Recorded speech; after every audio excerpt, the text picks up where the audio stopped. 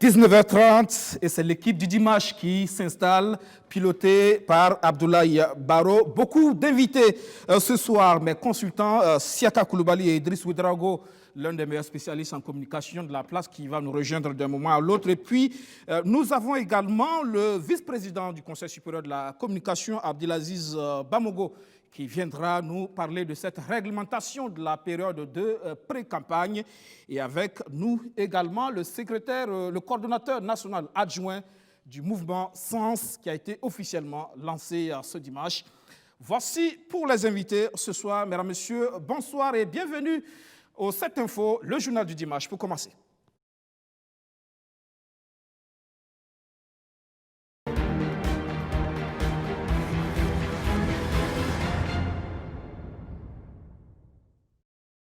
Et sachez que le mouvement du peuple pour le progrès MPP prépare la course aux élections législatives prochaines. Le parti enregistre en son sein 495 candidatures, dont 35 hommes et 130 femmes. Comment choisir pour le parti au pouvoir, mais déjà pour le président Simon Compaoré, cette pléthore de postulants traduit la bonne marche de la démocratie au sein de sa formation politique. Et c'est une première. C'est une première au sein du parti au pouvoir. Le mouvement du peuple pour le progrès MPP se réunit pour choisir ses candidats qui iront à l'assaut des 127 postes de députés que compte l'hémicycle. Le parti enregistre à ce jour 495 candidatures. Pour Simon Compaoré, cette flopée de postulants traduit la vitalité de sa formation politique. Ça montre que, comme on l'a dit, nous avons un grand parti. Bon. Avec tout le respect que je dois à certains, il y en a qui ont des difficultés à trouver des candidats. Nous avons un pléthore de candidats. Bon, c'est lié aussi au fait que nous sommes implantés dans les 45 provinces. Nous sommes partout.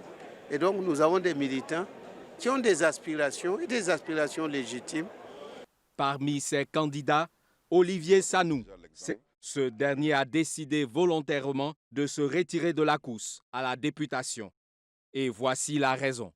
De par ma position que j'occupe comme secrétaire général et aussi afin de donner l'exemple et de concilier les positions, éviter les frustrations futures, j'ai choisi, avec suivant les conseils des uns et des autres, de ne pas faire acte de candidature.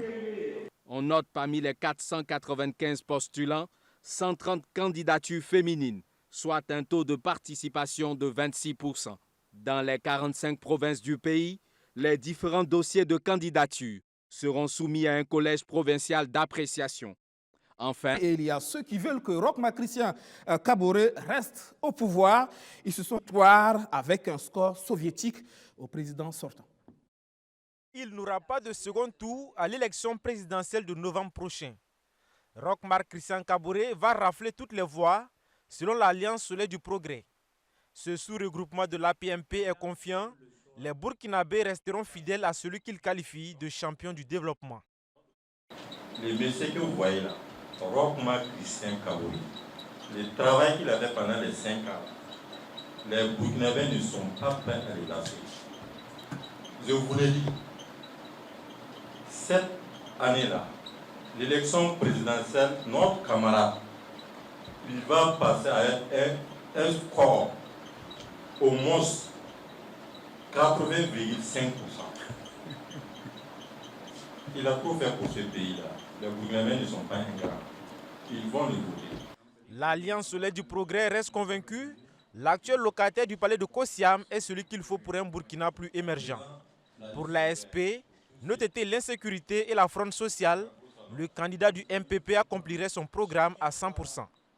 Il a de la notoriété parce que, vu le travail qu'il est en train d'accomplir, que tout le monde voit, ce n'est pas des mots de vente, mais c'est des mots des infrastructures, par exemple, routières, les établissements, les écoles, malgré que le terrorisme, les fameux djihadistes, admettez avec moi que sur ce plan, on peut lui accorder nos faveurs. Et jusqu'aujourd'hui, personne n'a entendu dire qu'il a tué un homme politique ou quelqu'un que ce soit. Par contre, les autres régimes, il fallait mesurer son langage. Concernant la loi relative à l'interdiction de toute couverture médiatique d'activités à caractère politique, l'ASP estime qu'elle est malvenue. Bon, c'est vraiment une loi et qu'on ne peut pas déroger à cette décision, à cette loi. Mais c'est quelque chose qui ne nous arrange pas. Et notre souhait, quand même, c'était de revoir cette loi. Mais comme c'est une loi du CND, je pense que peut-être les années à venir, les uns et les autres vont chercher à trouver une solution, quitte à réviser la dite loi. L'Alliance Soleil du Progrès est un consortium de 8 partis politiques que sont l'ADEFA, l'APL, le CED, le MFD, le PPLB, la RDPF, l'UDI et le RPT qui demandent aussi à rejoindre l'APMP, l'Alliance des partis de la majorité présidentielle. À Bobo Dioulasso, des jeunes se réclamant de la NGB, la nouvelle génération burkinabé, appellent à la candidature de Soumaïla Dakouré à l'élection présidentielle de novembre 2020. Pour ces jeunes, Soumaïla Dakouré, burkinabé de la diaspora résidant aux États-Unis, est l'homme de la situation. Ces jeunes militants de la nouvelle génération burkinabé NGB appellent à la candidature de Soumaïla Dakouré à la présidentielle de novembre 2020. Pour ces jeunes, Soumaïla Dakouré est un homme de conviction capable de faire face aux difficultés auxquelles le pays est confronté actuellement au regard de son parcours professionnel. Notre pays a besoin d'un homme nouveau, un homme neutre qui a de la vision et une probité morale irréprochable. Après plusieurs années de consultation et d'études sur le terrain, le nom d'un homme est sur toutes les lèvres, Soumaïla Dakouré, un économiste militaire aguerri, reconnu même au-delà de nos frontières, qui a servi plusieurs années l'armée américaine, la plus puissante au monde, avec plusieurs missions antiterroristes. Dans un contexte d'insécurité, il est sans doute l'homme idéal à la tête de notre pays. L'alternance générationnelle n'est pas le seul objectif de la nouvelle génération burkinabé. La NGB prône également l'union sacrée des générations basée sur la réconciliation et l'intérêt général.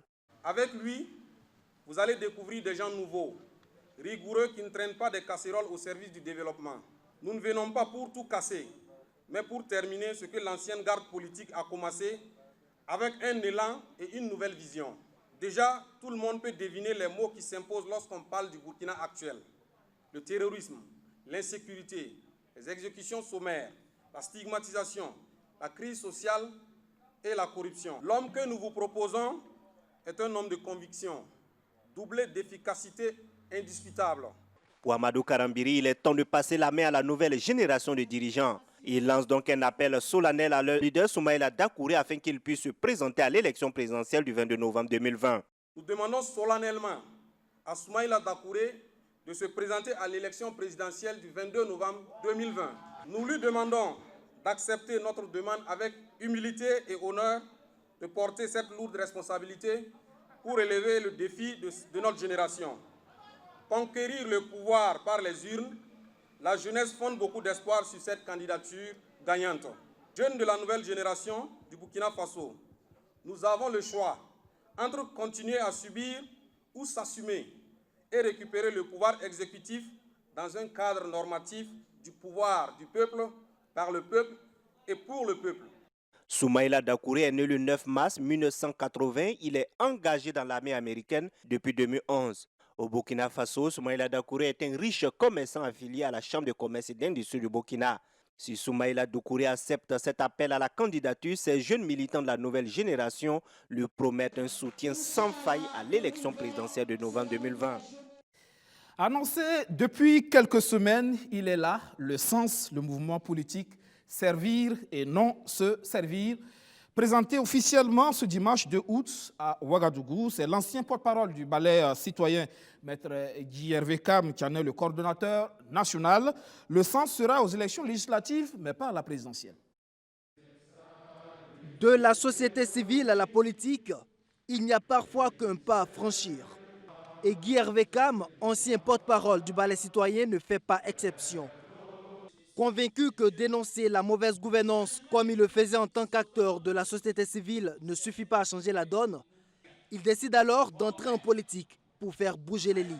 Avec son mouvement dénommé Sens, servir et non se servir, il veut rompre avec le mode de gouvernance actuel et redonner à l'engagement politique toute sa noblesse. C'est avec désolation que nous constatons que les anciennes recettes et formules sont servies par la majorité de la classe politique qui semble dépassée par les enjeux du moment. C'est avec indignation que nous constatons que le champ politique reste marqué par l'image d'une scène où chacun, à l'instar du charognard autour de la charogne, vient se servir et non servir.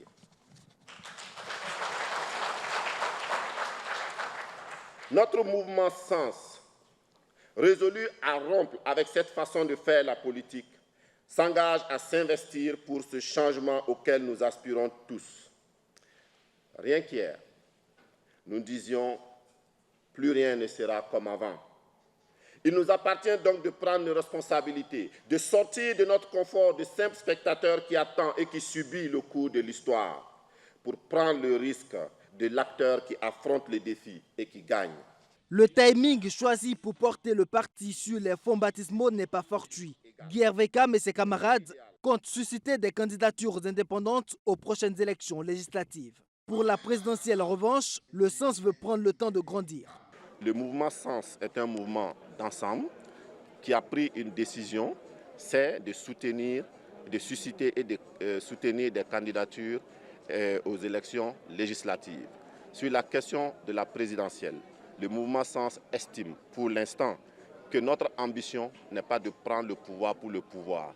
Notre ambition, c'est de servir notre pays. Et dans cette démarche de construction, nous ne sommes pas encore convaincus que nous devons mettre la toiture de la maison avant les fondations. Ce dernier né des partis politiques veut donc au préalable mieux s'enraciner à travers le territoire national avant de parler d'une quelconque candidature à la présidentielle. Le parti dit avoir déjà des points focaux dans quelques provinces. Ces derniers ont d'ailleurs fait le déplacement de Ouagadougou à l'occasion du lancement du mouvement. Le Sens se veut un parti de tous les Burkinabés avec un accent mis sur les jeunes qui occupent la majorité des organes dirigeants du parti. Et sur ce plateau, le coordonnateur national adjoint du Sens, Abdoul Fataou Maïga. Bonsoir, bienvenue. Bonsoir, merci bien. Alors, quel sens le Sens veut donner à la politique et à la gouvernance au Burkina? D'accord, merci bien pour cette occasion que vous nous offrez de pouvoir nous exprimer par rapport au mouvement Sens.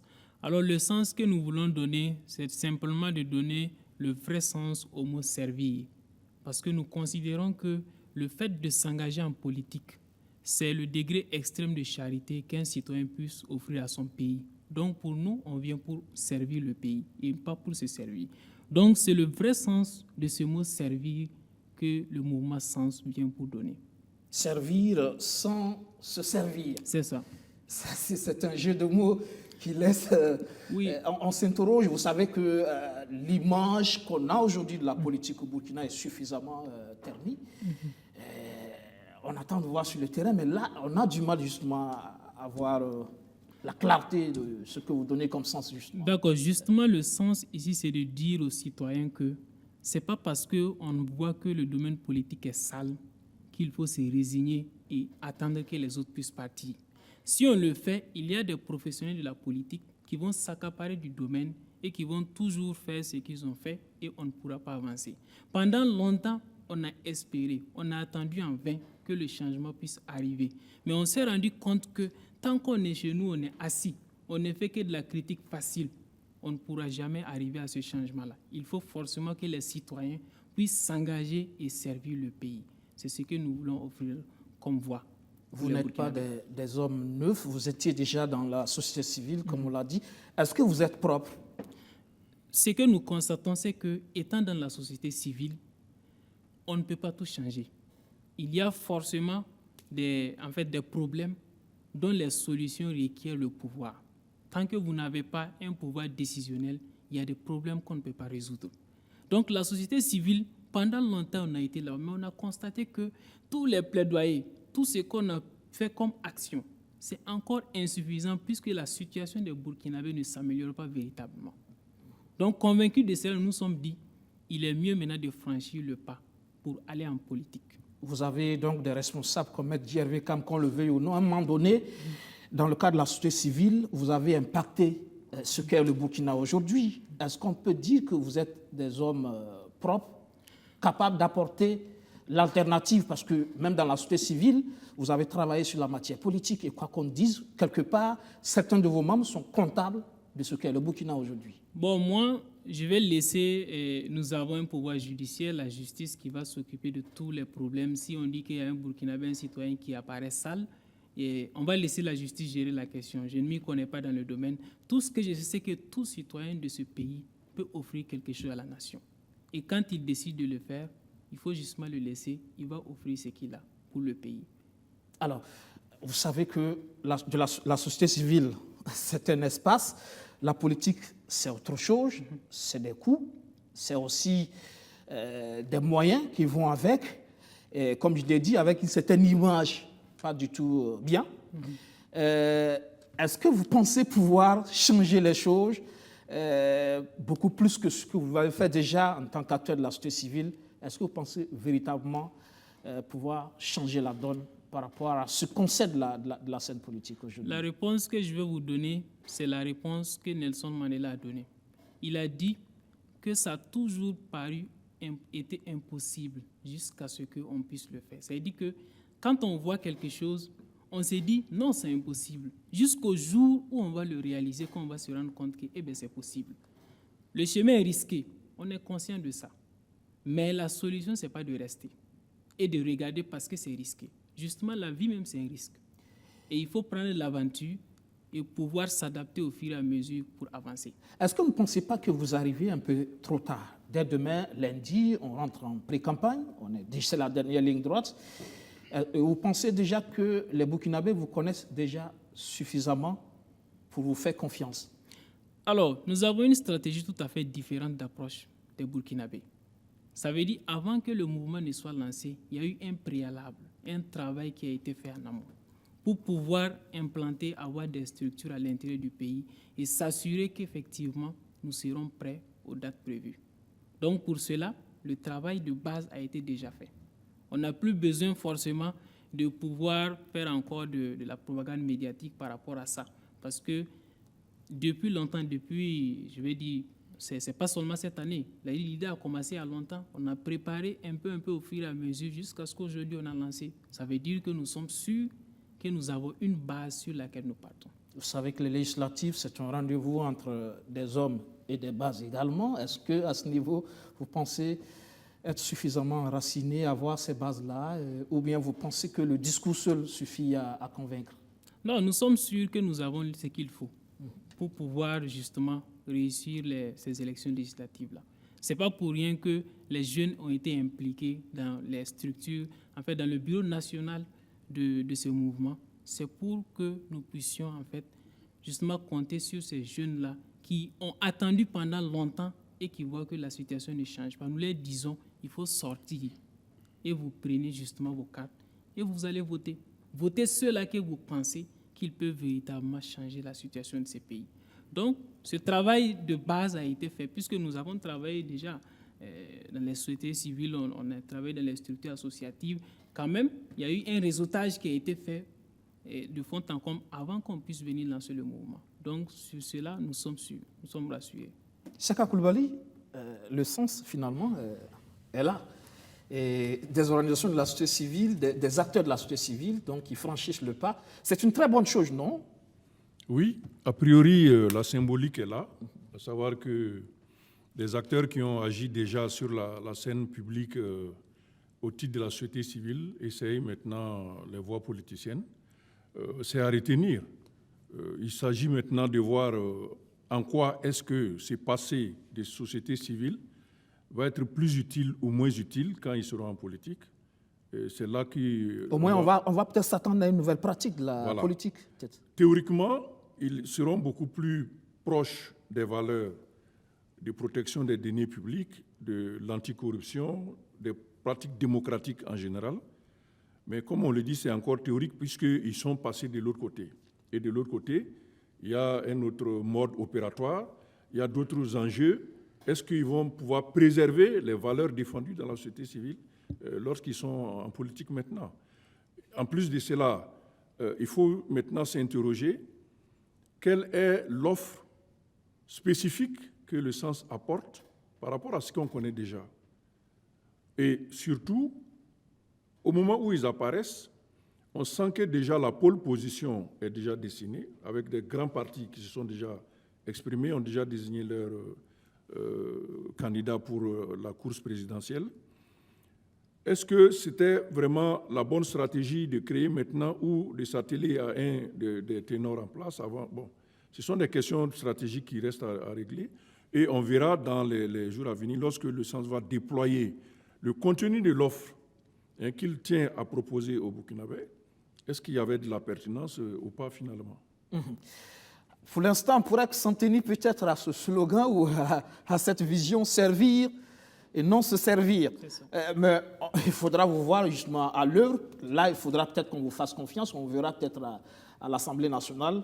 Mais en attendant, c'est une tâche qui s'annonce difficile, hein, qui vous attend. Oui, bien sûr, nous sommes conscients de cela. Mais comme je l'ai dit déjà, le risque là, quand on est risqué, on n'a rien en fait. C'est ce qu'on nous a toujours appris. Est-ce que vous mesurez le fait que quand on est dans la société civile, le discours est beaucoup plus, peut-être plus audible, plus crédible, et quand on passe de l'autre côté, tout peut basculer? Oui, tout est possible, il y a beaucoup de possibilités, mais de toute façon, nous nous sommes décidés à entrer, à franchir le pas, et nous allons nous assumer. C'est d'abord le plus important. Oui.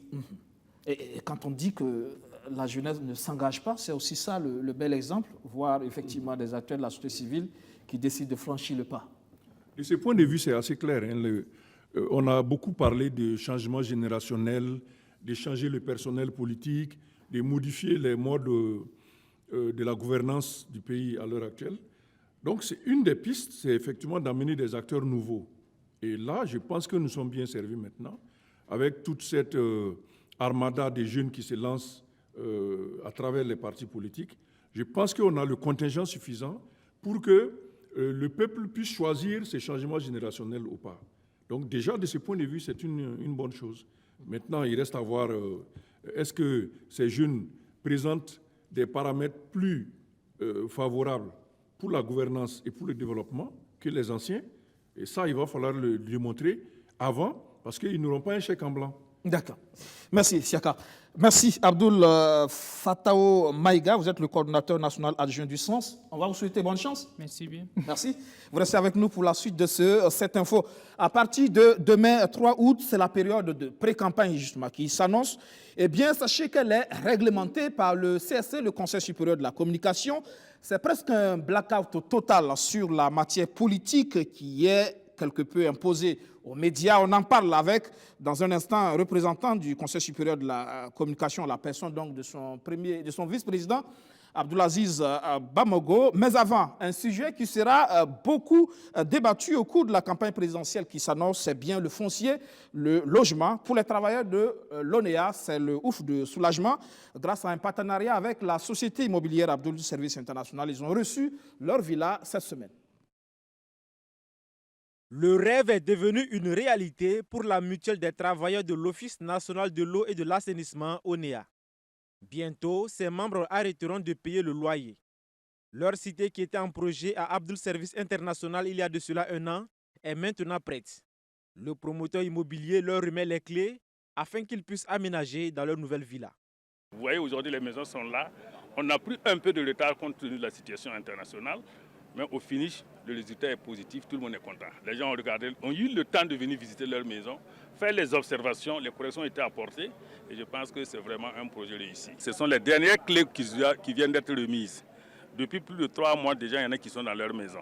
Donc c'est pour dire que les loyers aujourd'hui au niveau du personnel de l'ONEA, c'est fini. Ce sont au total 624 agents de l'ONEA qui sont souscripteurs à Abdoul Service, dont 425 pour des logements et 199 pour des terrains nus.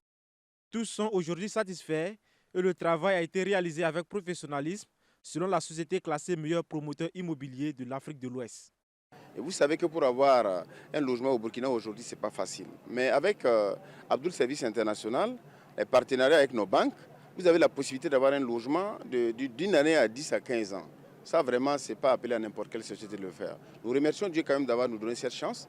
Nous avons quand même eu et nous exploitons ça avec vraiment beaucoup de partenariats avec les sociétés d'État. Aujourd'hui, nous avons au moins 3 sociétés d'État où je ne vais pas dire le nom pour le moment. Ils sont vraiment en pourparlers avec nous. Je pense que d'ici là, on va vous appeler encore pour la pose de la première pierre pour des cités pareilles. Pour les premiers responsables du ministère de l'Habitat, cette cité témoigne de la bonne marche du PNCL, le programme national 40 000 logements. L'objectif de 40 000 logements est véritablement en marche, est véritablement enclenché.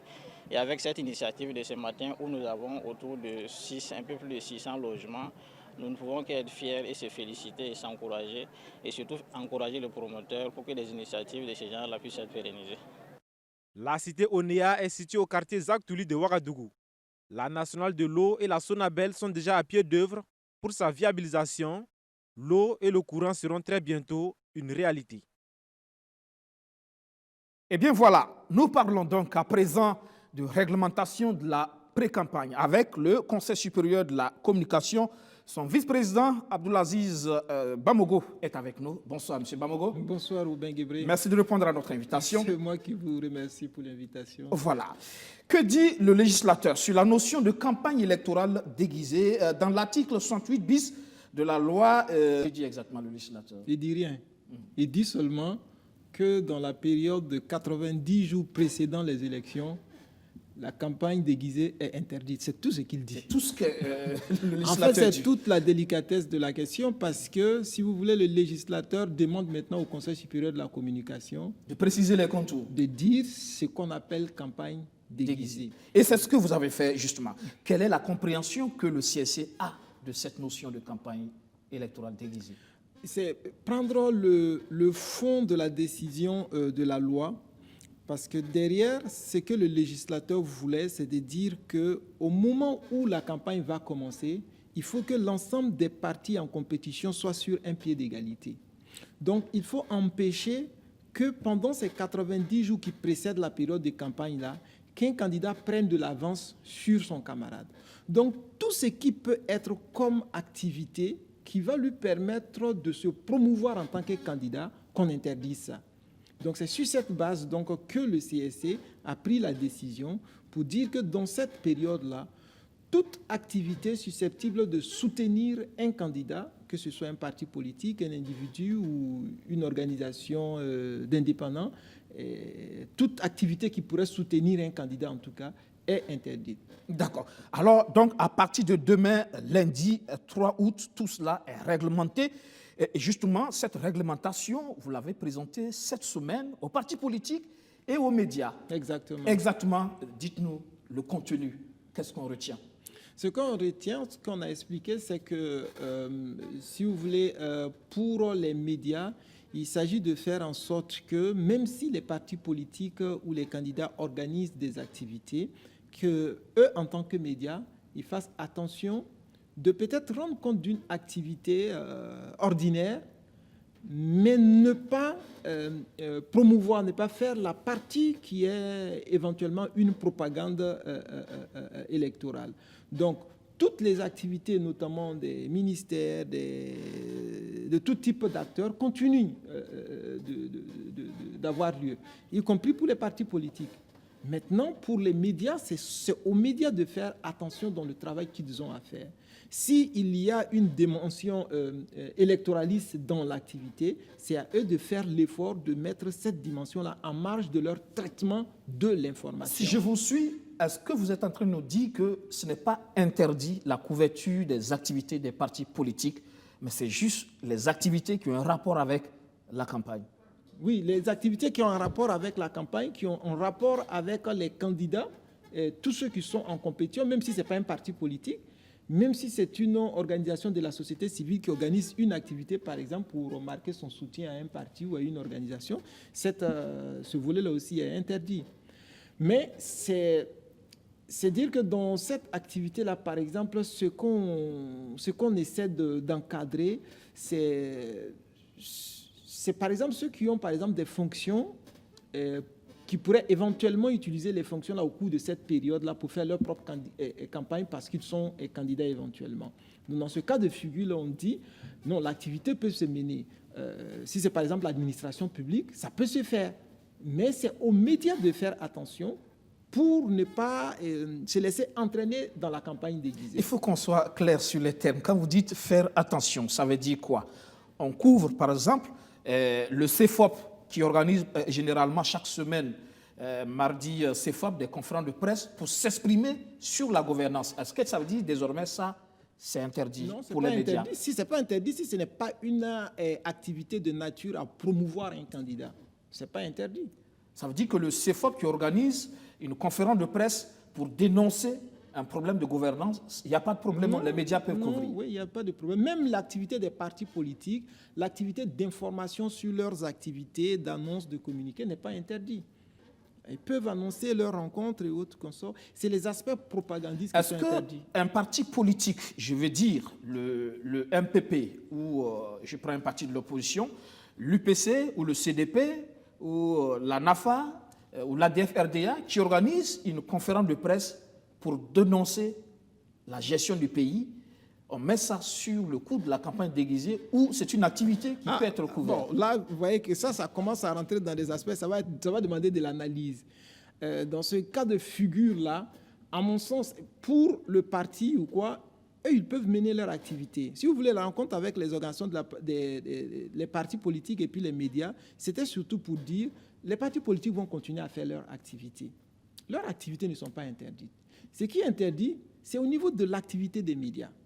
Donc, en l'occurrence, dans ce cas de figure-là, c'est aux médias de faire attention. Il ne s'agit pas d'empêcher les médias de faire leur activité. Non, non, non.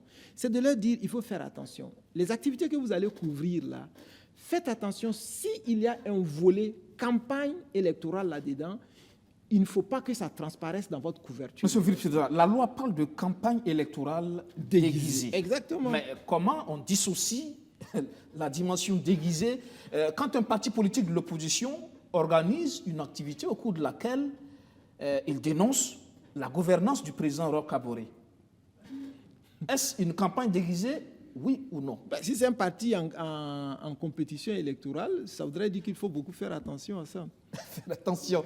Encore une fois, c'est cela. Est-ce qu'on couvre, oui ou non? Parce que après, la crainte, c'est que désormais, les médias se retrouvent dans une situation où ils sont interpellés pour avoir couvert telle ou telle activité d'un parti politique. Non, le CSC ne dit pas, vous ne faites pas ceci, vous ne faites pas cela. OK? Ce que la loi dit, c'est que la campagne déguisée est interdite dans la période des 90 jours avant. Donc, si vous voulez, en réalité, il s'agit d'interpeller vraiment votre jugeote en tant que média, de dire, il peut y avoir une activité qui a de l'intérêt pour la population. Le CSC ne dit pas non, ne rendez pas compte de l'information publique aux populations pendant ces 90 jours. C'est pourquoi quand vous parlez tout à l'heure de blackout, tout à l'heure, je disais que c'est excessif. Non, il ne s'agit pas de dire ne faites pas, ne parlez plus de politique. Non. C'est dire, quand vous allez rendre compte de l'activité, il faudrait que derrière la tête, vous ayez en tête que c'est des partis qui sont en compétition et qu'au début de la campagne, ils doivent être sur un pied d'égalité. Donc, il ne faut pas que certains utilisent ces activités avant, dans la période des 90 jours-là, pour prendre de l'avance sur leurs candidats, sur leurs concurrents. Donc, même si vous allez pour traiter cette activité-là, par exemple, vous parlez d'une activité d'un parti politique qui organise, ça n'a rien à voir, par exemple, avec la campagne. Vous allez et vous vous rendez compte qu'ils ont habillé leurs militants dans les couleurs du candidat, à l'effigie des candidats. Ça, on est dans l'aspect propagandiste. Vous pouvez même traiter de l'actualité sans montrer les choses. D'accord. Donc, on s'entend, ça veut dire que la couverture médiatique des activités des partis politiques... Il faut vous entendre avec les textes. Oui, mais justement, c'est les textes qu'on veut comprendre. Et je suppose que vous nous parlez des textes. Exactement. Ça veut dire que ce n'est pas interdit pour les médias de couvrir les activités des partis politiques pourvu qu'il n'y ait pas de dimension campagne. Électoraliste là-dedans, exactement. C'est l'aspect électoraliste là qui est le véritable problème. Mais encore, il faut faire attention. Hein. Quand vous dites parti politique, nous, ça ne se limite pas, le texte, si vous prenez la décision, ça ne se limite pas seulement aux activités des partis politiques. Tout à fait. Je veux même les organisations de la plus d'activités politiques. C'est pour ça que je veux qu'on s'entende déjà sur ça, parce que vous oui, l'avez vu aujourd'hui. Je pense que là-bas, il n'y a pas trop de problèmes, parce qu'en réalité, dans la période-là, les partis politiques vont avoir tendance, en effet, que des activités de nature électoraliste, de nature propagandiste. Là où il y a problème, c'est surtout les organisations de la société civile. Donc, est-ce que vous êtes en train de nous dire que pendant cette période, autrement, on ne couvre pas les activités des partis politiques? Parce que je veux qu'on s'entende sur les termes, parce qu'après, facilement, il ne faudra pas que, entre-temps, en fonction de comment on ressent l'activité, un média soit interpellé. Mais vous allez être interpellé si vous si vous faites la couverture médiatique d'une activité de nature propagandiste, de nature à promouvoir un candidat ou un parti politique ou une organisation en compétition, bien sûr, vous allez être interpellé, parce que c'est ça le rôle du CSA. La réalité, c'est que c'est difficile à cerner quand ce n'est pas clairement dit. Parce qu'aujourd'hui, comment un parti politique peut mener une activité durant cette période de pré-campagne sans que l'activité ne soit interprétée comme une activité qui aide le parti dans le cadre de la campagne? Ça, ce n'est pas vous votre travail. Ça, c'est eux leur travail. Ils n'ont qu'à faire leur travail. Vous, votre travail, c'est quand vous allez vous asseoir pour faire la couverture, là, vous vous arrangez pour que ce qui est de l'information ordinaire, là, vous donnez ça aux populations parce que les populations ont besoin de cette information. Mais pour ce qui est de l'information propagandiste, là, vous ne mettez pas ça là-dedans. Pour ce qui est de l'information électoraliste, là, vous ne mettez pas ça là-dedans. Donc, c'est bien clair, monsieur le vice-président du CRC, ça veut dire qu'un parti politique qui organise une activité, ou disons une conférence de presse, parce que c'est le plus récurrent, par exemple, qui organise une conférence de presse pour dénoncer la gouvernance d'un ministère ou du président, on peut couvrir ça sans problème. C'est ce que je comprends. Non, il ne faut pas dire ça comme ça. Quand vous faites comme ça, vous limitez la chose. C'est-à-dire qu'ici, on a besoin que vous fassiez travailler vraiment votre jugement. Parce qu'en fait, je dis ça parce que lors de la rencontre avec la presse, le président du CSC a dit, même pour les émissions de débat sur les télévisions, il faudra qu'on fasse en sorte qu'un intervenant ne charge pas un camp. Et là, je me demande comment on analyse ça. Charger un camp, qu'est-ce que ça veut dire? Est-ce qu'on peut faire de l'analyse, par exemple, sans être amené à charger, par exemple, à donner un avis sur la gouvernance? Est-ce que donner un avis sur la gouvernance, ce n'est pas charger un camp? Parce que c'est en défaveur quand même. Mais bon, si vous avez si vous avez quelqu'un qui est d'un bord politique, d'un mouvement et autres, vous l'appelez sur votre plateau, il commence à s'en prendre à ce que propose dans le cadre de ces élections-là son adversaire. Mais on est dans la bataille électoraliste. Je pense que vous pouvez avoir la précaution, telle que vous êtes en train de dire que si je ne peux pas maîtriser tel ou tel aspect, je préfère ne pas le faire. Ça aussi, c'est une attitude responsable. C'est peut-être en cela que le CRC doit être clair, où on dit c'est effectivement interdit la couverture médiatique des activités des partis politiques. Non, attends, il ne faut pas faire... Non, il y a deux choses. Premièrement, il ne s'agit pas de faire de la censure. Le rôle du CST n'est pas de vous dire il ne faut pas que vous ne faites pas telle ou telle couverture de telle ou telle activité. Non. Parce que la préoccupation derrière, c'est la préoccupation électorale. C'est pourquoi que j'ai pris l'image avant de m'expliquer. C'est-à-dire, ce qu'on veut, c'est qu'au début de la campagne électorale, tous les partis en compétition soient sur un pied d'égalité. Voilà. Donc, il ne faudrait pas qu'un utilise ces 90 jours-là pour prendre de l'avance sur son camarade. Maintenant, puisque c'est laissé justement la responsabilité sociale à la jugeote, vous avez dit, des médias. On fait confiance à votre capacité d'analyse, de jugement et de séparation. Le risque ici, c'est que le CRC se donne le pouvoir d'interpréter ce que c'est que la campagne déguisée finalement. Le média peut ne pas avoir la même compréhension. C'est notre attribution, c'est notre travail. C'est-à-dire que c'est pour ça qu'il faut être clair dès le départ, parce qu'après, le média peut ne pas avoir la même interprétation de la campagne déguisée ou la même compréhension. Oui, bon, il y aura toujours nécessité forcément qu'on puisse se parler. Ça ne voudrait pas dire que ça va être des empoignades forcément, mais si vous essayez d'être assez regardant sur ce que les textes disent, on pourrait avoir à se parler, mais je suis convaincu que ça ne va pas être des choses extraordinaires. Sinon, le CSC est là justement parce qu'ils peuvent avoir une mauvaise analyse de votre part. Sinon, le CSC n'existerait pas. On est là parce que quand vous allez lire la loi et que vous allez l'interpréter pour l'appliquer, il pourrait avoir une mauvaise interprétation, une mauvaise application de la loi. Et nous, on est là pour aussi analyser et vous interpeller pour qu'on discute. Il peut y avoir des moments où votre analyse n'est pas forcément la façon de voir du CSC, alors on va vous interpeller, on pourra échanger et trouver des modalités forcément pour s'entendre et puis faire les choses de la façon dont on entend après, justement. Ça me paraît intéressant ce que vous dites là, parce que lors de la rencontre, j'ai écouté le président du CSC parler, mais il était franchement tranché sur le sujet. Lui, il estime que les couvertures médiatiques, justement, des activités des partis politiques, il faudra ne pas le faire. Il estime que même dans les débats, il faut éviter qu'un intervenant charge un camp. Il a même pris des exemples d'émissions, etc. Et en même temps, on a peur. Il dit, par exemple, que pour certaines émissions, comme Surface de Vérité ou sur la Brèche, etc., il serait désormais difficile d'inviter des personnalités politiques. Mais il a parfaitement raison.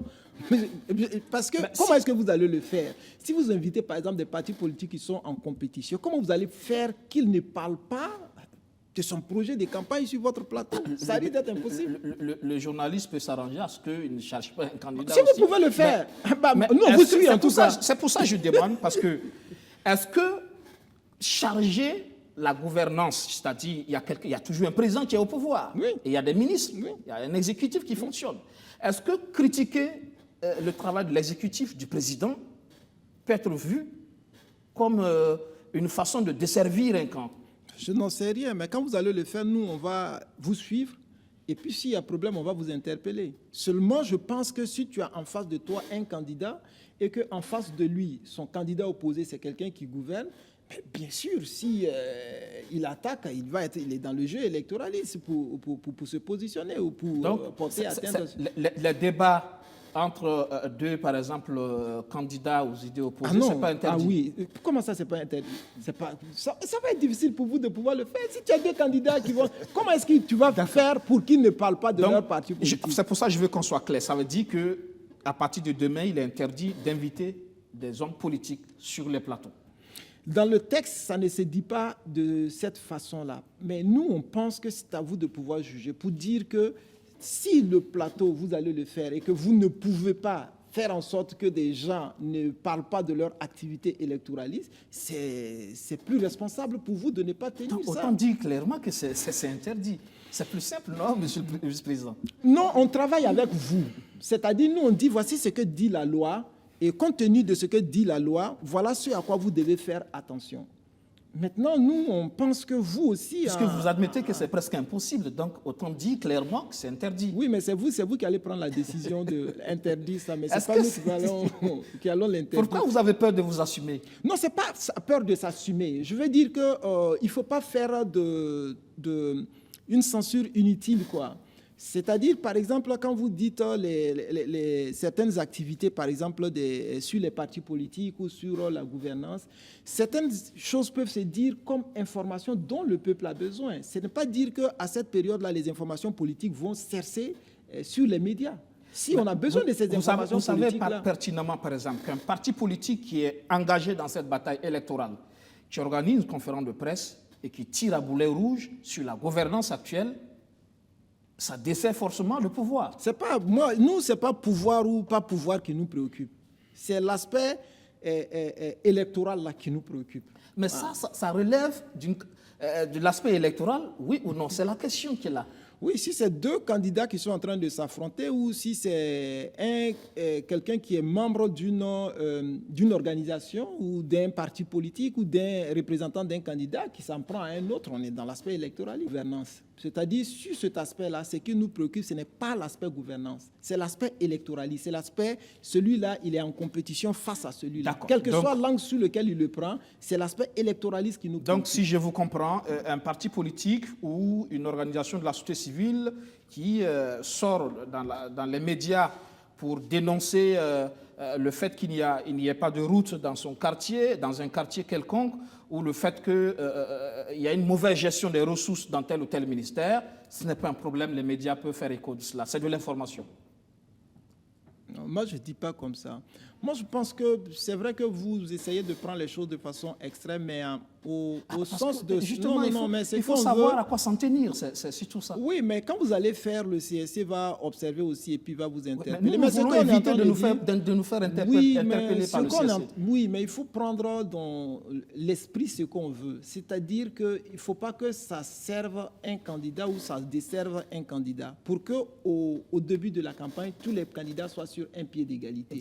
Maintenant, l'angle sur lequel la compétition a lieu, ça ne préoccupe. C'est pas cet angle-là que le CSC regarde. Que ce soit quelqu'un de l'opposition ou quelqu'un de la mouvance du pouvoir, c'est pas ça qui nous préoccupe. C'est l'aspect électoraliste qui nous préoccupe. Et si vous, en tant que média, vous pensez qu'un tel traitement, ça va être difficile pour vous de sortir de l'aspect électoraliste, c'est la définition en fait de l'aspect électoraliste qui jusque-là reste flou. C'est à partir de quel moment on pense que c'est électoraliste? Non. Nous, on ne détermine pas ça. Les candidats ont plusieurs outils pour faire leur promotion électorale.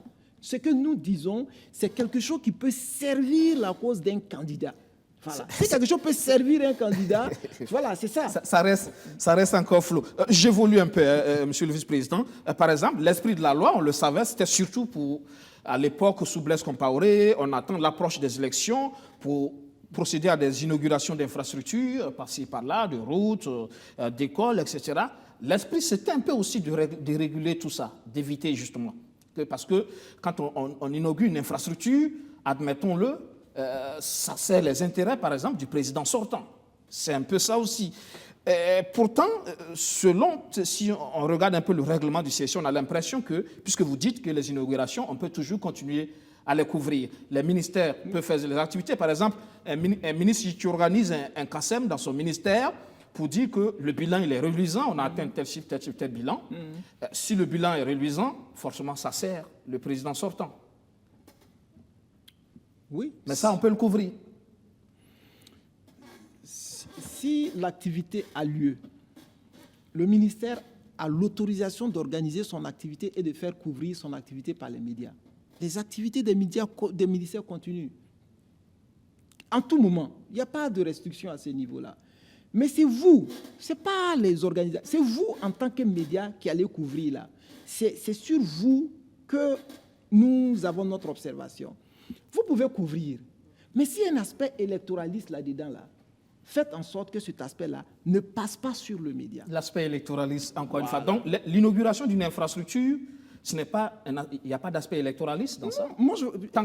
L'essentiel, c'est qu'il n'y a pas de gadget, etc., qui rappelle la campagne. Exactement. Si, par exemple, il n'y a pas un candidat qui vient s'arrêter sur le présidium ce jour-là pour dire que, ouais, moi, machin, truc et autre, ça ne cause pas de problème. Voilà. Ça ne cause pas de problème. Quand on inaugure une infrastructure à l'approche des élections, ce n'est pas de la campagne électorale déguisée. Nous, on ne sait pas. D'accord. Nous, on va analyser lorsque vous, les médias, vous allez diffuser. Voilà. Et ce que je dis, c'est que l'activité, par exemple, des ministères ou des autres structures, ils ont le droit d'organiser toujours leur activité. Maintenant, si tu as, par exemple, quelqu'un qui est un candidat, qui est, par exemple, à la tête des ministères, qui vient utiliser ça pour pouvoir se promouvoir, là, il y a un problème. Et c'est là où on attire votre responsabilité, vous, en tant que média. Une telle activité, vous pouvez la couvrir. Mais quand vous allez couvrir, pour rendre compte à l'opinion publique qu'il y a telle infrastructure qui a été mise en place, vous informez les gens pour ça. Mais si quelqu'un d'autre veut utiliser ça pour faire sa propagande, dans le compte rendu de l'activité là, vous n'êtes pas obligé de mettre ça. Il n'a pas besoin de faire de la propagande. Juste l'inauguration de l'infrastructure suffit. Non, ce niveau d'analyse là, nous on ne va pas jusque là-bas. Okay. Voilà. C'est l'activité. S'il y a une information à porter à l'opinion publique, il faut porter l'information à l'opinion publique. Les gens ont besoin de cette information là. Maintenant, s'il y a quelqu'un qui veut utiliser ça pour faire sa campagne, vous, dans le compte rendu, lui, il peut faire sa campagne, ça le regarde. Mais vous, en tant que média, dans votre compte rendu, c'est à vous de faire en sorte que cet aspect propagandiste-là ne paraisse pas sur les médias. Dernier aspect, monsieur le vice-président. À la rencontre avec la presse, le président de CSE est revenu aussi même sur l'intervention des journalistes sur les plateaux, les analyses des journalistes. Oui. Il faudra aussi faire attention à cela. Par exemple, en ce qui concerne, par exemple, les émissions de revues de presse, par exemple, il faudra que les médias fassent attention.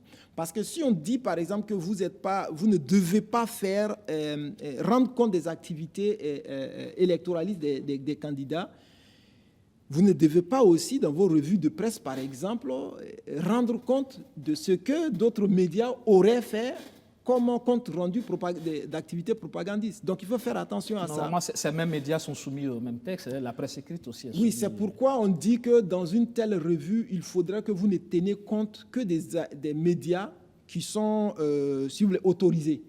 Voilà. Donc, par exemple, vous ne pourrez pas faire dans votre revue-là et évoquer un média qui n'est pas autorisé par le Conseil supérieur de la communication. L'autre défi, justement, ce sont ces médias qui ne sont pas autorisés. C'est comme une forme finalement de concurrence déloyale. Vous savez aussi que l'information, c'est une marchandise, c'est du marketing, ça permet aussi de faire de l'audience. Ça veut dire qu'on prive des médias cette matière, mais en même temps, il y a d'autres médias qui peuvent se le permettre, notamment les médias internationaux, par exemple. Voilà, par exemple, où certains médias en ligne qui ne sont pas forcément régulés par le Conseil supérieur les réseaux sociaux, par exemple. De la communication, les réseaux sociaux, par exemple. Mais ça, c'est la loi. Il faut peut-être qu'on travaille à modifier la loi. Ça, c'est le législateur il faut attirer l'attention du législateur là-dessus pour qu'on modifie la loi éventuellement. Mais bon, le travail du CSC, pour le moment, c'est un travail qui ne concerne que les médias et uniquement les médias. On ne régule pas Internet, on ne régule pas les réseaux sociaux, on ne régule que la presse en ligne et seulement les comptes des médias. Voilà, non, les comptes des médias qui sont sur les réseaux sociaux. Voilà, la page Facebook de BF1, de Omega, etc. Voilà, c'est aussi régulé. Voilà. Donc, quand vous parlez, par exemple, des plateaux de discussion, ces plateaux-là aussi sont régulés. Si vous avez sur votre plateau, même si c'est des journalistes qui sont sur le plateau et qui viennent pour parler des partis politiques, pour soutenir ou s'en prendre à d'autres choses. Pas pour soutenir. Le journaliste est supposé être un partisan. Oui. Mais le journaliste, par exemple... S'il est comme ça, il n'y a pas de problème. S'il reste dans son éthique et dans sa déontologie professionnelle, il n'y a pas de problème. Mais c'est que la réalité, c'est que souvent, on observe souvent des débordements. Donc, c'est à vous aussi, en tant que média, là aussi, c'est votre responsabilité qu'on attire. Que dans cette période-là, vous faites en sorte que vos médias, vos journalistes, vos animateurs s'attachent à l'éthique et à la déontologie de leur métier. Ça, ce n'est pas un problème, on suppose normalement pour tout média professionnel. Bon, là, on est dans la théorie. Quand vous supposez, là, vous êtes dans la théorie. Parce que nous, on va observer votre pratique, la réalité, et on vous interpellera. Je pense quand même que la presse burkinabé en la matière est assez responsable. Mais n'empêche que souvent, il y a des... Et c'est là où ça cause problème. Et donc, ce sur quoi, par exemple, on a attiré votre attention lors de la rencontre, c'est de dire, par exemple, sur de tels plateaux où il y a des discussions, on voit qu'il y a certains pratiquants de ces plateaux-là qui ont une tendance à soutenir... Certains invités. Exactement. Donc, il faudrait que vous puissiez mieux encadrer ça, parce que sinon, ça tombe sous le coup de la décision que nous avons prise. C'est là le problème. Le journaliste qui est quand même libre de toute analyse, je sais qu'il y a des éditorialistes, pour la main ainsi, qui chaque jour font des éditoriaux. Je dis éditorial parce que c'est différent de l'analyse. L'analyse, on peut demander, on peut être équilibré, thèse, antithèse, mais l'éditorial, c'est une position tranchée. Ouais. Ça veut dire qu'un éditorialiste, par exemple, qui est amené à travailler sur la gouvernance, sur peut-être le président sortant qui est candidat, et qui, dans son éditorial, charge le président, ça vous pose un problème? Nous, on ne se préoccupe pas de quelqu'un qu'on charge ou de quelqu'un qu'on n'y charge pas. C'est ce que le président a dit justement à la rencontre. Il faut éviter de charger un camp. Ce qui nous préoccupe, nous, c'est le fait que le message soutienne un candidat ou soit en train de défavoriser un candidat. Que ce message-là vienne d'un journaliste ou que ça vienne d'une tierce personne. Voilà. Donc c'est à vous aussi, en tant que média, de veiller à cela. Si l'éditorialiste fait son travail en bonne et due forme, dans le respect de l'éthique et de la déontologie, il n'y a pas de problème. Mais si il sort des limites et que dans son discours, c'est un discours pour soutenir un candidat ou pour soutenir une organisation donnée, là, en ce moment, il y aura problème. Vous savez que soutenir, ça peut être fait de façon subtile. C'est justement... Tout en restant dans les règles là, mais merci beaucoup de façon subtile, c'est possible. Merci de dire ça. Comme vous-même vous reconnaissez ça, quand nous allons observer vos contenus là, on observera toute cette mais justement, quand ce n'est pas clairement défini, si on le fait de façon subtile, sur quelle base... Attachez-vous à votre éthique et à votre déontologie. Oui, si le journaliste est attaqué... On reste dans le cadre de l'éthique et de la déontologie, mais on peut soutenir quelqu'un de façon subtile, tout en restant dans les règles de l'éthique et de la déontologie. Ne soutenez personne, vous en tant que journaliste, vous n'avez pas à soutenir quelqu'un. Je le dis parce que je me dis, ce n'est pas que la personne choisit de façon délibérée de soutenir, mais dans la pratique de son genre rédactionnel, il peut être amené à donner de bons points à quelqu'un. Mais justement, dans cette période-là, vous n'avez pas à soutenir quelqu'un ou à marquer, en tout cas pour ceux qui sont en compétition. C'est une analyse de journaliste qui en arrive justement si tu dis analyse, ça c'est autre chose. Mais si tu dis soutenir, vous n'avez pas justement à soutenir quelqu'un dans cette période. Justement, l'analyse est telle que On peut considérer ça comme un soutien. Oh bien, si vous soutenez quelqu'un, le CSC va vous interpeller. Bon, ok, voilà. Merci. On espère qu'on a d'autres espaces de dialogue pour plus de compréhension justement de cette réglementation du CSC. C'est dans l'intérêt de tous. Hein. Je suppose que ce n'est pas fait pour museler la presse. Ce n'est pas fait pour empêcher aussi les partis politiques. Justement, c'est-à-dire que ce sur quoi vous voulez nous attirer, c'est de... Si on va jusque là-bas, ça va être une sorte de musellement, ça va être une sorte de censure. Et c'est ça qu'on ne veut pas faire. Parce que les médias sont libres, la liberté de presse est un fait et nous veillons à cela.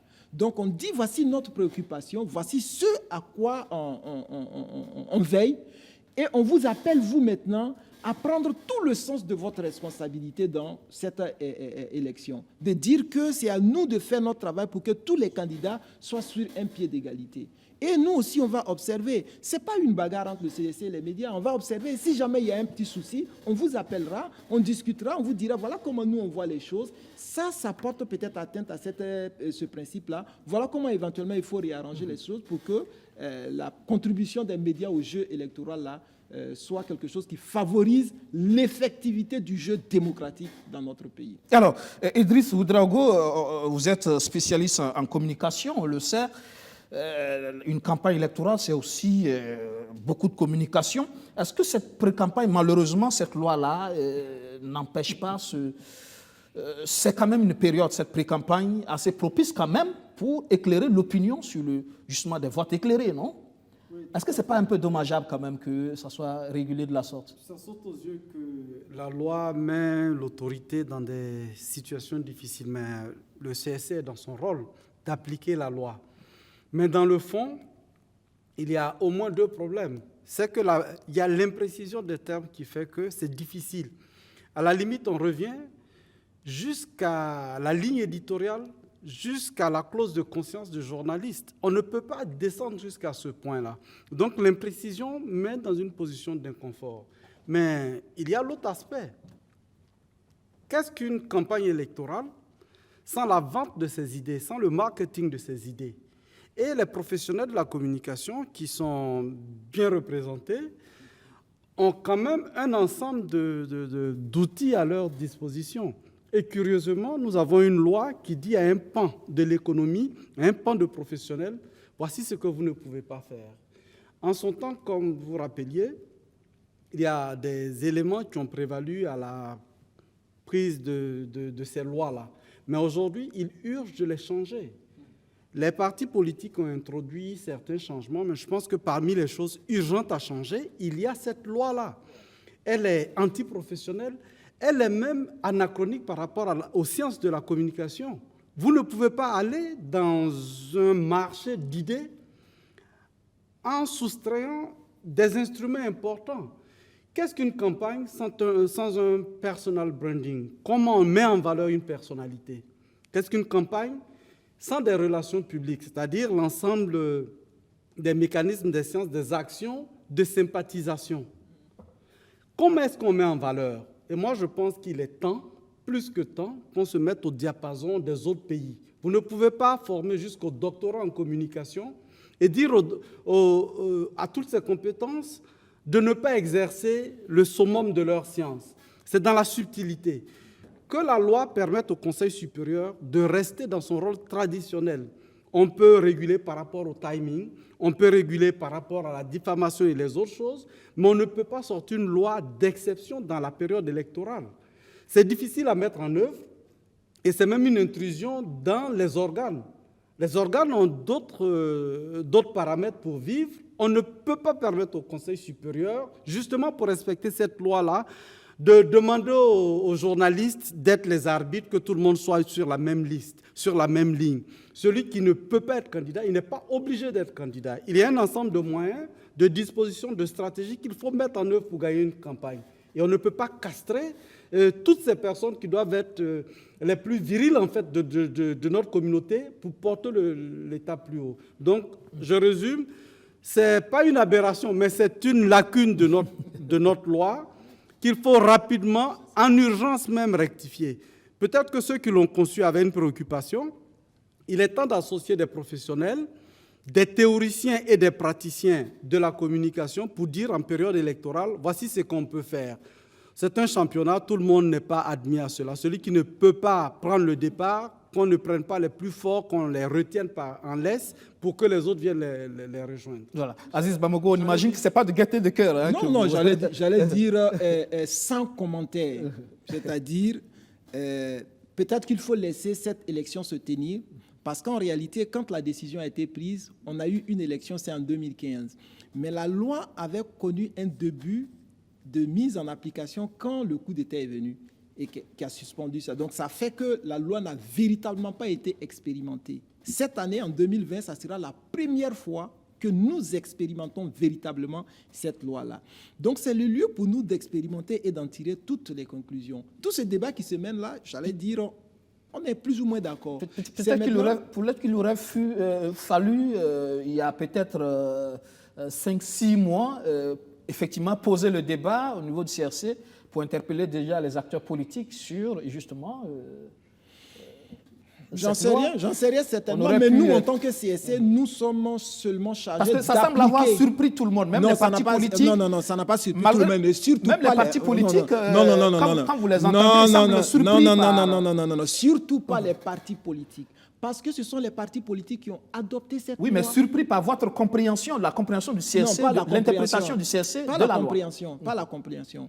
Et d'ailleurs, si ça cause un problème aux partis politiques, ils n'ont qu'à préciser dans la loi là ce qu'ils entendent par campagne déguisée. Pourquoi eux, ils n'ont pas précisé ça? Pourquoi ils laissent, et c'est au CRC... Parce qu'ils avaient sûrement l'esprit en tête, l'esprit de la loi en tête. C'est que Idriss vient de dire là est tout à fait juste. Peut-être à l'application de la loi cette année, en 2020, là, on va voir toutes les limites et maintenant le législateur va voir ce qu'il y a lieu de modifier. Nous, on a certaines appréhensions par rapport à ça, mais ce n'est pas à nous qui est la responsabilité de changer la loi. Ce sont les partis politiques qui l'ont adopté, c'est eux qui vont en compétition, c'est eux qui font la campagne dont ils parlent, c'est eux qui font cette campagne. Et c'est eux qui ont dit 90 jours avant, on ne fait pas ça. Quand ils vont expérimenter ça en 2020, ils vont en tirer les conclusions. Et peut-être qu'ils voudront changer la loi. Et comme c'est eux qui sont au Parlement qui changent la loi, ils changeront la loi comme ça se doit. D'accord. Certainement. Oui, en fait, il n'y a pas de débat. Le Conseil supérieur n'a même pas à se justifier. Il a appliqué la loi. Et tout de suite, on voit qu'il y a des difficultés. On n'est pas obligé de faire l'expérience des erreurs. Pour moi, quand il y a une forme d'aberration dedans, il faut signaler et puis rectifier. Ils ont introduit, les partis politiques, dans leur entente, 5 points que la loi doit reprendre en compte tout de suite.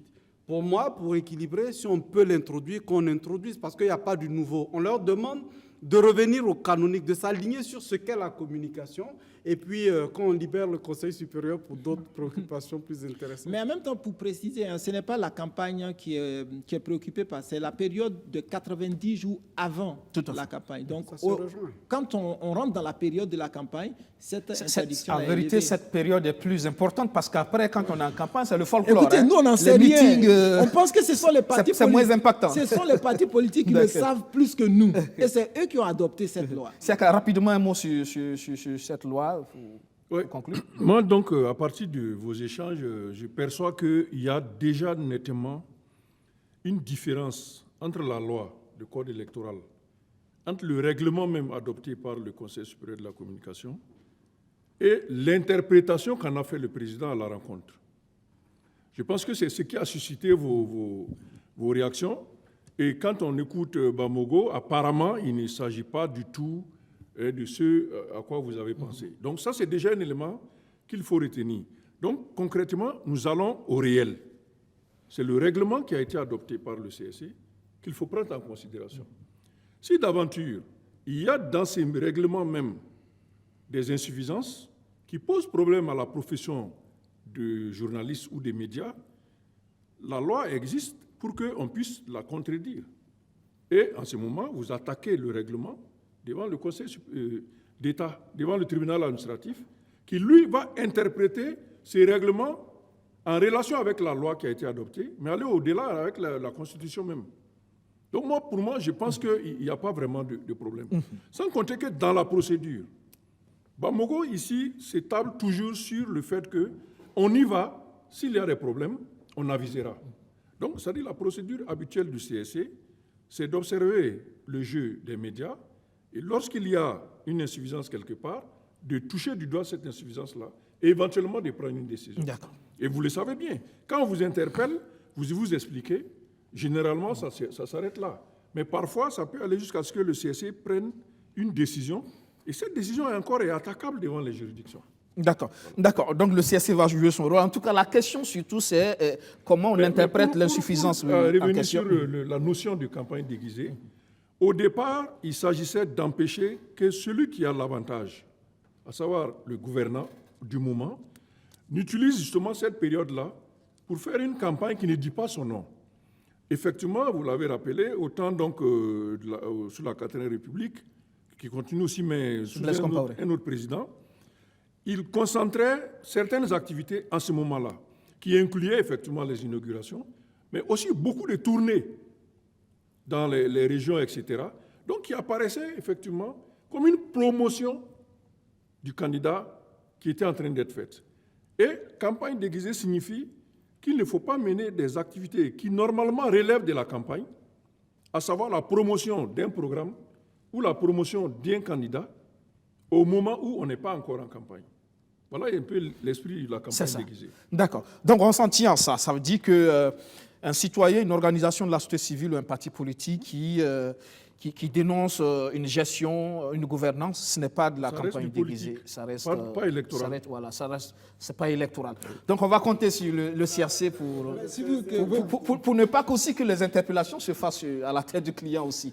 On compte aussi sur votre professionnalisme et votre responsabilité. Vous faites votre travail, nous on observe votre contenu et puis on vous interpelle s'il y a lieu. S'il n'y a pas lieu, on vous observe toujours dans le cadre de votre travail. Merci, Monsieur le Vice-président, d'être passé dans le 7 Info. C'est moi qui vous remercie. La suite de ce 7 Info, Alassane Ouattara dribble entre encore partisans et adversaires, alors que bon nombre d'observateurs s'attendaient à son oui à la présidentielle d'octobre 2020 lors de la réunion du conseil politique du RHDP tenue cette semaine. Eh bien, il a préféré maintenir le suspense, prétextant le deuil d'Amadou Gon Coulibaly. La candidature du président sortant ivoirien Alassane Ouattara au scrutin d'octobre 2020 pour un 3e mandat était attendue lors de la réunion du conseil politique tenue au Sofitel Hôtel Ivoire à Abidjan-Cocody. Il faudra encore du temps pour connaître le candidat de son parti, le RHDP, après le décès d'Amadou Gon Coulibaly. Proposé à l'unanimité par les instances de son parti, Alassane Ouattara a dérouté encore plus d'un. Il a demandé du temps pour faire le deuil de celui qu'il appelle son fils, Feu Amadou Gon. Je prends acte donc des résolutions du Conseil politique et de votre demande. Je vous demande de continuer d'avoir une pensée pour Amadou Gon Coulibaly et de me laisser le temps du recueillement et de la récupération avant de vous donner une réponse très prochainement. Depuis sa décision de passer la main à une nouvelle génération, des observateurs et des adversaires politiques critiquaient un manque de sérénité du président du RHDP. À la tribune du conseil politique, Alassane Ouattara est revenu sur la question.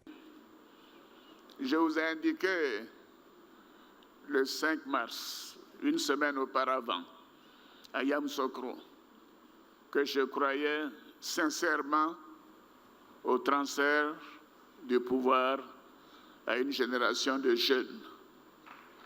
Ceci était sincère. Et vous savez que j'avais pris toutes les dispositions à cet effet. Beaucoup d'entre vous sont dans la confidence. Oui, je m'apprêtais à être à ses côtés. Alassane Ouattara a par ailleurs laissé entrevoir la possibilité de donner une suite favorable à la requête de ses partisans au terme de sa période de deuil. Et je ne vous ai jamais déçu. Et je ne vous décevrai jamais. Et je veux que vous sachiez, avant de terminer, que je tiens à la victoire du RHDP le 31 octobre 2020. Notons que les candidatures pour la présidentielle sont ouvertes depuis le 25 juillet. Les potentiels candidats actuellement à l'assaut des électeurs pour le parrainage de 1% dans 17 régions sur les 31 du pays et 2 districts ont jusqu'au 1er septembre pour déposer leur dossier à la CEI, Commission électorale indépendante. 2 invités nous ont rejoints ce soir. Ce sont tous des auteurs. Wenmite Ouedraogo, l'auteur donc de la chronique de la lutte héroïque du peuple burkinabé contre la malgouvernance, l'immobilisme politique et le pouvoir à vie. Après le tome 1, il vient de mettre donc à la disposition du public burkinabé les tomes 2 et 3. Bonsoir, M. Ouedraogo. Oui, bonsoir. Merci de répondre à notre invitation. C'est moi qui vous remercie. Avec nous également Alain Thomas Kouefé, également auteur. Il a sorti un livre encore. Lui, pour lui, le monde a une origine africaine. Hein. L'Europe a une origine africaine, mais il vient encore donc de sortir un livre sur l'origine africaine de l'Amérique. C'est bien ça? Tout à fait. Merci de répondre à notre invitation. Merci. Et pour vous, l'Europe a effectivement une origine africaine, c'est bien ça? C'est bien ça. L'Amérique aussi? Oui. Alors, vous savez, quand on parle de l'histoire de l'Afrique, on a tendance à s'arrêter aux frontières du continent sur lequel nous sommes. Mais cela est normal à cause de l'éducation européenne que nous avons reçue, qui nous empêche de voir que dans l'antiquité de l'histoire du monde, l'Afrique s'étendait sur plusieurs continents. Et donc, à cet effet, l'Amérique, les Amériques, était le continent qui abritait la 2e plus grande population africaine au monde. Voici les découvertes que nous faisons. Chaque organisme cellulaire a un ensemble précis de chromosomes. À des intervalles bien précis sur les chromosomes, apparaissent des gènes qu'on appelle des allèles. Et donc, l'allèle K vient d'Afrique tropicale. Donc, lorsque nous voulons voir le déplacement migratoire des populations africaines hors de l'Afrique, nous cherchons l'allèle K. Et qu'est-ce qu'on voit? On voit qu'il se retrouve majoritairement en Amérique latine. Mais ce n'est pas fini. Nous avons aussi le marqueur génétique G6P. Ce marqueur génétique a la particularité qu'il a une mutation génétique qui apparaît encore une fois en Afrique tropicale pour permettre aux populations africaines de combattre la malaria, encore appelée le paludisme. Et on va retrouver que ce marqueur génétique se retrouve encore principalement en Amérique latine. Ensuite, nous avons l'utilisation de la calebasse. La calebasse que nous voyons en Amérique latine, je pensais que c'était une variété de la calebasse qui existe en Afrique. La calebasse est originaire de l'Afrique tropicale. C'est un fruit que quand il est jeune, on peut le consommer, et quand il est un peu mûr, on va le faire sécher pour conserver l'eau ou les aliments. Mais la calebasse qu'on retrouve en Amérique latine, c'est la même calebasse qu'on retrouve en Afrique. Donc, à cet effet, je dois faire une distinction. Quand je parle du bagage génétique qu'on retrouve en Amérique latine, je ne parle pas du bagage génétique apporté par les populations libres d'Afrique qui ont été forcées à l'immigration pour mettre en esclavage en Afrique. Oui, je parle des populations libres d'Afrique qui se sont déplacées de leur plein gré pour s'installer en Amérique dans les anciens temps. Mais ce n'est pas fini. Quand on regarde les civilisations de l'Amérique latine, on voit qu'au début, il y avait des petites cultures ici et là. Et tout d'un coup, apparaît une civilisation. La particularité de cette civilisation est qu'elle n'a pas commencé en Amérique latine. Quand elle apparaît, elle possède déjà tout. Elle possède déjà tous les éléments civilisationnels.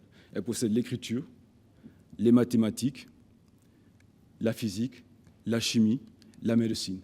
Elle construit des pyramides comme en Égypte ancienne. Elle construit des temples comme en Égypte ancienne. Elle construit aussi des barrages comme en Égypte ancienne, des routes comme en Égypte ancienne, et elle découvre également l'utilisation du caoutchouc. D'accord. Alors, samedi prochain, vous organisez justement une conférence sur ces questions. De quoi s'agira-t-il exactement? Alors, en fait, cette conférence s'intitule « L'origine égyptienne de l'Afrique de l'Ouest ». Et si vous allez dans le groupe Afrique Suprême sur Facebook et également sur la chaîne YouTube Afrique Suprême, vous allez avoir tous les renseignements sur cette conférence.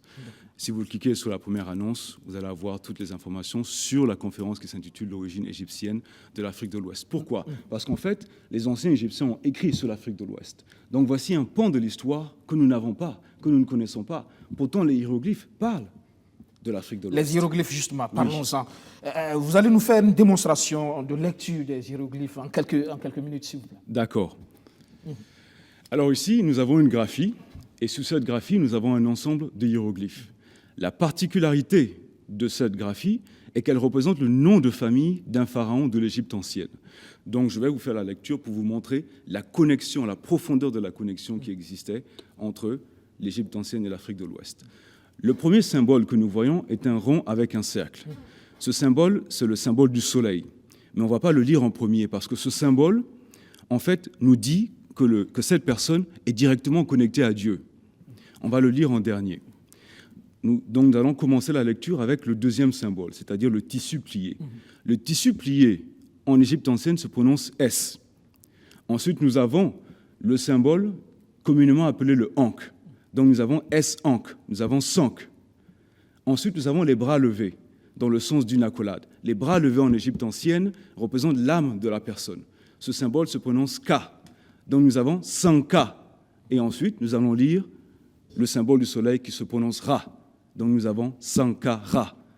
Ce nom est le nom d'un des pharaons, le nom de famille d'un des pharaons. Un pharaon s'appelait Sankara. Bien sûr. Ah oui. Et il ne fut pas le seul.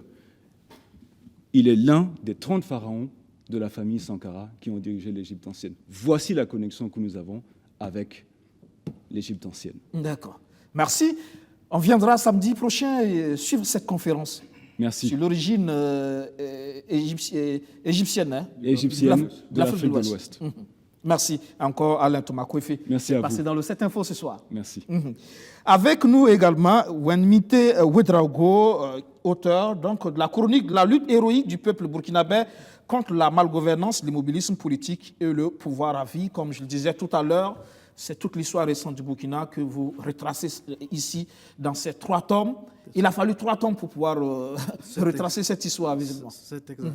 Beaucoup de choses à dire. C'est ça, parce que, en tout cas, j'ai fait de mon mieux pour que, en tout cas, des documents importants de cette période de 2009 à 2015, là, en tout cas, puissent figurer dans ces 3 documents. Et parce que l'idée est venue de donner aux analystes et à tous ceux qui s'intéressent donc à l'histoire politique de notre pays, d'avoir des actes matériels pour pouvoir, en tout cas... Parce qu'il faut le dire, c'est justement un condensé de discours, de déclarations, etc. C'est exact. Parce que, de communiquer. Tout à fait. Parce qu'effectivement, on se rend compte que quand on veut écrire, on veut réfléchir sur la vie politique de notre pays, à un moment donné, on est un peu buté à cet obstacle qui est l'indisponibilité de certaines informations. Je pense que j'ai même été confronté à cette situation, parce qu'avant ces 3 tomes, j'ai écrit « Réussir la gouvernance démocratique en Afrique » et l'exemple du Burkina Faso. Et à cette occasion, j'ai souffert pour avoir une information qui était le discours du président Yamoyogo en son temps, son discours de démission le 3 janvier 1966. Donc l'idée est venue donc de réunir ces informations pour que, bon, en tout cas, la jeune génération ne soit pas confrontée à ces genres de difficultés. Des communiqués successifs du CND, par exemple, lors du push de Gilbert Diendéré, mais c'est véritablement un document qui devient une référence pour plus tard les étudiants, les chercheurs, etc., les historiens. Oui. Si on veut avoir de la matière, qui a dit quoi pendant cette période, tout est là. Tout est là. Tout est là parce que l'idée aussi, c'est... Parce que quand on écoute souvent les discours, on se rend compte qu'il y en a qui jouent un peu sur... j'allais dire la mémoire des citoyens. On dit ça aujourd'hui, demain on dit qu'on n'a pas dit. On dit le contraire.